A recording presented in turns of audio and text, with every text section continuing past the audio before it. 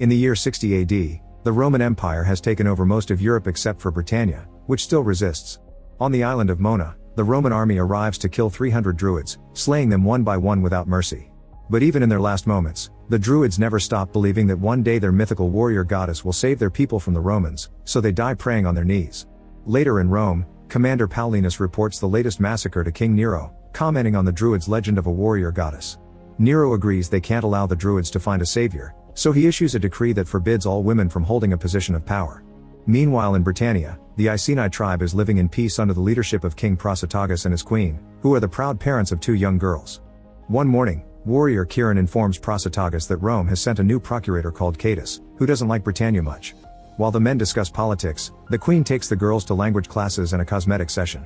Once they're all nice and pretty, they make their way to the market, only for the girls to get disturbed when they find a bunch of men killed on crosses. At first the queen doesn't see the big deal since she thinks they're criminals that got their sentence, but her maid corrects her, those dead men are actually Christians that Rome killed for their beliefs. The queen refuses to be intimidated and takes the girls to the market anyway. While they look around, they notice a group of Trinovant warriors having a drink. Suddenly Cartamonda sees the queen and kneels before her as she calls her Boudica, the name of the warrior goddess. When they hear that, the other warriors kneel along, but a stall owner hears the maid explain the goddess legend to the girls and protests in the name of Rome. The man tries to grab the queen to take her to the Roman guards, but Cartamonda immediately cuts his hand and then decapitates him. Afterward everyone runs away before the Roman guards can find them. Sometime later, Prasutagus explains he had to negotiate and bargain with the centurions to prove his wife's innocence. For around a year, the queen isn't allowed to return to the market, anything she wants she must send a servant for. Then the queen asks him why the Trinovant warriors saw her as their goddess, so Prasutagus guesses it's because of her barbarian blood. In the afternoon, the queen plays with the girls using training swords, but it's clear none of them have proper training. Prasutagus soon joins them while Chiron announces he's leaving, and the queen notices he's been in a constant broody mood since he lost his family in the war. Then she teases her husband with a wooden sword, which makes Prasutagus think the barbarian blood in her is stronger than he thought. Since obviously the queen can't leave her origins behind, Prasutagus decides to gift her the dowry her father gave him when he married her. It's the Boudica sword, which was forged by forgotten magic and protected for centuries by the Druids. Its color changes with the flickering fire. The next day, Procurator Cadus visits the Iceni tribe and Prasutagus has no choice but to kiss his ring. They have a nice meal together and the locals pretend to be honored by Cadus' presence, but they're clearly uncomfortable by his passive-aggressive comments toward their culture and his admiration of their fort, which implies he wants to steal it from them. Afterward, Prasutagus orders his men to be well behaved because Cadus can choose to destroy the village over the smallest mistake. He asks Chiron to round up a bunch of bandits and undesirables to send them to Cadus as tribute as an indirect way to show him the lands are dangerous and hopefully kill any ideas of him settling down here. Chiron obeys his king, but he doesn't like the idea. Sometime later, Prasutagus leaves with his men to catch all those bandits for tribute. After a few days they come back but Chiron has bad news for the queen. While they were fighting the bandits, they were ambushed and Prasutagus died in battle. The queen has a total breakdown and sends the men away, yelling at them for not protecting their king. The next day, since there are no male heirs, the Iceni tribe declares her their new queen leader and gives her the royal torque that marks her as such. Chiron doesn't look too happy with this decision.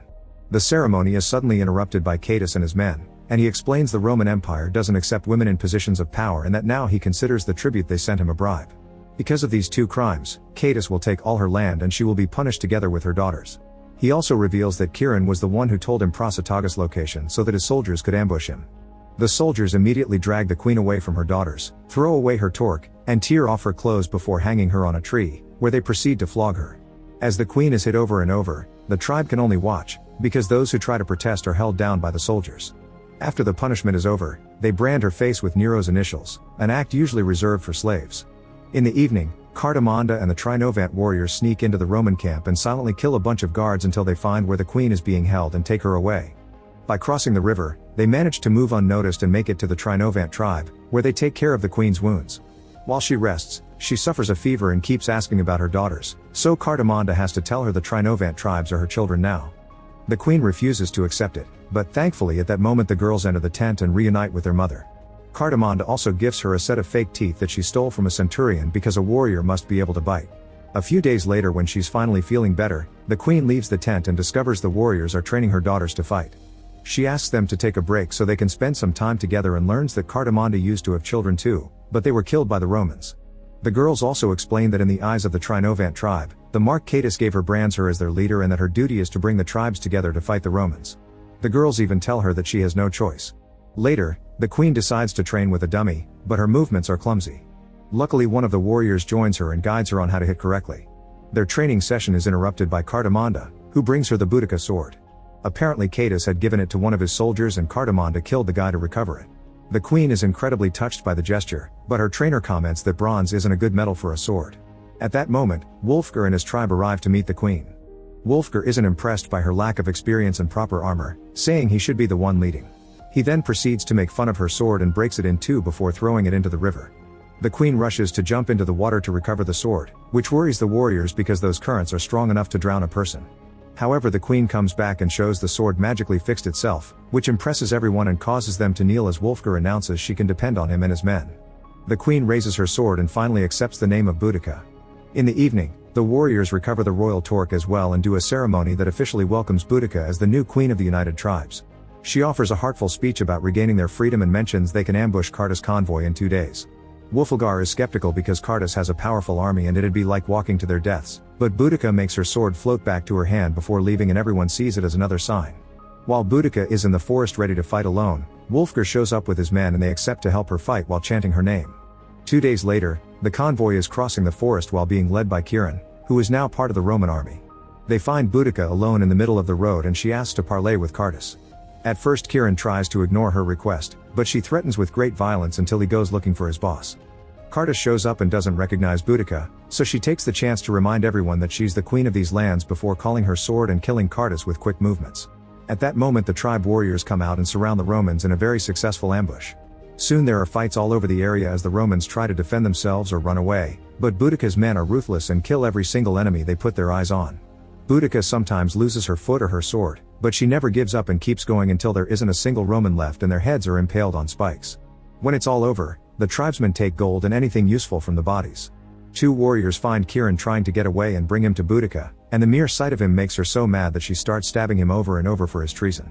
A worried Wulfgar has to pull Boudica back before she loses her mind, and she announces they'll ride for Camulos. Wulfgar thinks it's a good idea, but they'll have to get a blessing from the Druid Council first. In the evening, the Druids give them their blessing by making Boudica and Wulfgar drink from Cadus' skull as tradition dictates. After the blessing is done, Wulfgar tries to flirt with Boudica even though he already has 2 wives, but she turns him down because she still considers herself to be the wife of King Prasutagus. After Boudica is left alone, another Druid comes to talk to her about the meaning of life. She tells Boudica that her daughters actually died and she refuses to accept it. Boudica starts thinking about all the family's memories together as the Druid explains that her daughter's spirits will always be with her and that she'll die soon, but first she must lead her army again. Upset by all these revelations, Boudica leaves the shack to ask Wulfgar if he can see her daughters and he confirms they're just her imagination. This causes her to have a breakdown and pass out. Moments later, Boudica wakes up in a bed and sees her daughter's spirits by her side. This time she knows they aren't real, but she still appreciates their support and promises they'll reunite soon. A few days later, Boudica and her army arrived at Camulos. This town was occupied by the Romans after they murdered all the locals and made it a retirement settlement for their senior soldiers. It's easy for Boudica's group to invade the town and kill all the Romans because of their old age, causing a complete massacre with heads decapitated included. The fight is over in just a few moments, and after they've taken anything valuable, they set the whole settlement on fire and Boudica announces they just got started. Later, after they've set up camp, Boudica notices the warriors are celebrating in a very peculiar way. Wulfgar explains they are getting the same mark she has on their cheeks as a way to pay tribute to her, which upsets Boudica because the symbol equals slavery. However, Wulfgar points out they can't read, so they're giving the symbol a new meaning. When they make it to Cambridge Forest, they ambush another Roman convoy and dozens of soldiers are killed with no mercy. The more they fight, the more coordinated Boudica's army becomes, but also the more vicious, and heads are decapitated left and right. Later in London, Boudica's army attacks the harbor in the middle of the night and burns down their enemy's ships. The Roman soldiers try their best to hold the line, but there's nothing they can do against these furious tribesmen and Boudica takes great pleasure in decapitating their captain. Meanwhile in Rome, riots are taking over the city and buildings are burning down. People aren't happy with how costly war is and are demanding a victory. Paulinus tries to rescue Nero, but the king explains he's a musician, not a warrior. He feels that Roman has forsaken him, so he decides to self-delete. Paulinus is devastated to see his king die, but he swears to bring the victory that Rome needs and tells his troops they'll be sailing in the morning. Soon the news of Nero's death and Paulinus' trip reaches Britannia, and the tribesmen are worried because the king's army is more powerful than average guards. Wulfgar has a chat with Boudica, explaining that the tribesmen need to recuperate and that winter is coming. Fighting now would mean walking to their deaths, so he thinks the best course of action is to return in the spring with more men from the north. Boudica refuses to send her men home, saying they need to finish what they started. The spirits of her daughters point out that Wulfgar is probably mad because she turned him down, but Boudica still doesn't want to lay with him even if it's for the greater good. They can't reach an agreement, so Wulfgar takes his men away, and Boudica is left with only the Trinovant tribe.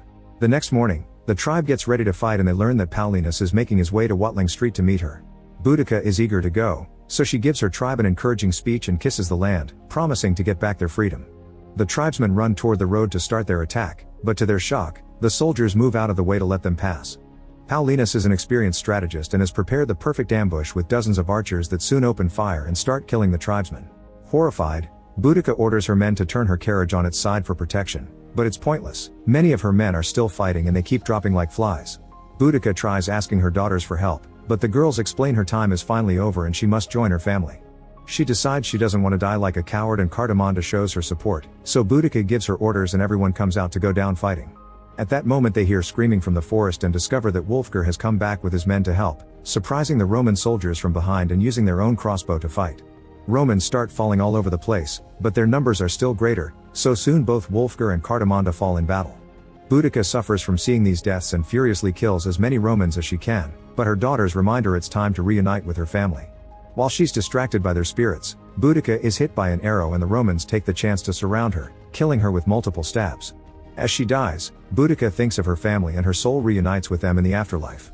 At the present time, there's a statue of Boudica and her daughters in London. Make sure to subscribe and turn on notifications so you can watch more videos like this. Thanks for watching.